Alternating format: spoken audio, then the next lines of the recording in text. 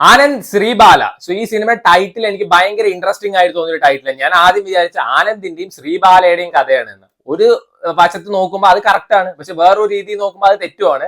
So നിങ്ങൾക്ക് ഈ cinema കാണുമ്പോൾ അത് മനസ്സിലാവും. സോ ടുഡേസ് ക്വസ്റ്റ്യൻ ഈ സിനിമയെ പറ്റി പറയുന്നതിന് മുമ്പ് 18ാമത്തെ പ്രവാസി ഭാരതീയ ദിവസ് ജനുവരി 9-ാം തീയതി സെലിബ്രേറ്റ് ചെയ്തിട്ടുണ്ടായിരുന്നു. കഴിഞ്ഞ വട്ടം അത് ഇൻഡോർ മധ്യപ്രദേശിൽ വെച്ചിട്ടായിരുന്നു. ഇത്തവണ അത് എവിടെ വെച്ചിട്ടാണ്? സോ ആനന്ദ് ശ്രീബാല ബേസിക്കലി ഒരു ഡീസന്റ് ത്രില്ലർ എന്ന് വേണമെങ്കിൽ പറയാം. സോ ആദ്യമൊക്കെ അത്യാവശ്യം നല്ലോണം ലാഗ് ഉണ്ട്, പക്ഷെ ടുവേർഡ്സ് എൻഡ് ഒരു 20-25 മിനിറ്റ്സ് അടിപൊളിയാണ്. ഭയങ്കര ട്വിസ്റ്റ് ടേൺസ് കാര്യങ്ങളൊക്കെയാണ്. അതും കൂടി ഇല്ലെങ്കിൽ ഒരു ആവറേജ് പടത്തിൽ ഒതുങ്ങേണ്ട സിനിമ, പക്ഷെ ആ ഒരു ട്വിസ്റ്റ് ആൻഡ് ടേൺസ് ഒക്കെ വരാൻ ഭയങ്കര ഇൻട്രസ്റ്റിംഗ് ആയിട്ട് നമുക്ക് തോന്നും. നമുക്ക് ഒരിക്കലും പ്രതീക്ഷിക്കാത്ത ട്വിസ്റ്റ് ആൻഡ് ടേൺസ് ഒക്കെയാണ്. നല്ല രസമുള്ള സിനിമ കേട്ടോ. സോ ഇതിൽ പെർഫോമൻസ് വൈസ് ഏറ്റവും വലിയൊരു മിസ്കാസ്റ്റ് ആയിട്ട് എനിക്ക് തോന്നുന്നത് അപർണദാസിന്. അപർണദാസ് വൻ വെറുപ്പിക്കലായിരുന്നു. എനിക്ക് ഡാഡ സിനിമയ്ക്ക് ശേഷം സീക്രട്ട് സിനിമ ഞാൻ കണ്ടിട്ടുണ്ട്, അതിലും ഇതേപോലത്തെ ഒരു ക്യാരക്ടറാണ്.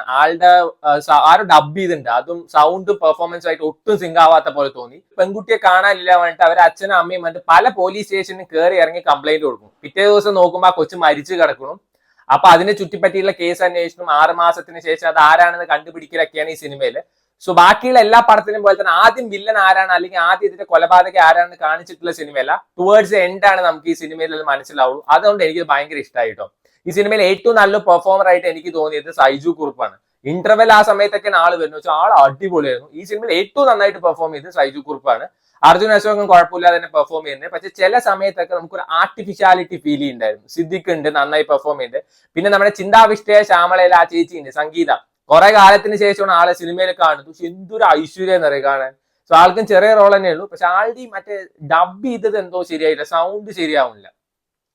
പിന്നെ ഈ സിനിമയിൽ എനിക്ക് ആകെ ഒരു കുഴപ്പമായിട്ട് തോന്നിയത്, വൺസ് ഒരു ത്രില്ലർ സിനിമ സീരിയസ് മോഡിലോട്ട് പോയി കഴിഞ്ഞു വെച്ചാൽ അനാവശ്യ റൊമാൻസ് എന്തിനാണെന്ന് എനിക്ക് മനസ്സിലാവില്ല. ഇപ്പൊ ഈ സിനിമയിൽ തന്നെ ഒരു 3/4 മണിക്കൂറോളം ആകുമ്പോൾ ആ പടം ഒരു സീരിയസ് മോഡിലോട്ട് കയറുകയാണ്. പിന്നെ ആ സമയത്ത് അപർണദാസും അർജുൻ അശോകനും തമ്മിലുള്ള റൊമാൻസും പാട്ടും ഇതൊക്കെ എന്തിനാണെന്ന് എനിക്ക് മനസ്സിലായി. അതാണ് ഒരു കല്ലുകടിയായിട്ട് ഈ സിനിമയിൽ തോന്നിയത്. സോ ബാക്കിയൊക്കെ നല്ലൊരു പടമാണ്, ഭയങ്കര സ്ലോ പേസ്ഡ് ആയിട്ടുള്ള സിനിമ. ലാസ്റ്റ് 20-25 മിനിറ്റ്സ് അടിപൊളിയാണ്. സോ നിങ്ങൾക്ക് സമയം ഉണ്ടെങ്കിൽ എന്തായാലും കണ്ടു നോക്കുക. ആമസോൺ പ്രൈമിലാണ് പടം സ്ട്രീം ചെയ്യണത്.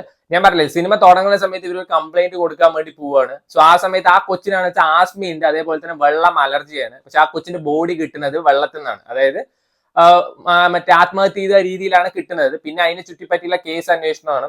ഓൾമോസ്റ്റ് എല്ലാ ന്യൂസ് ചാനലിൽ ഇത് കാണിക്കുന്നുണ്ട്. 24 കാണിക്കുന്നുണ്ട്, റിപ്പോർട്ടർ ചാനൽ കാണിക്കുന്നുണ്ട്, ഒരുവിധം എല്ലാം കാണിക്കുന്നുണ്ട്.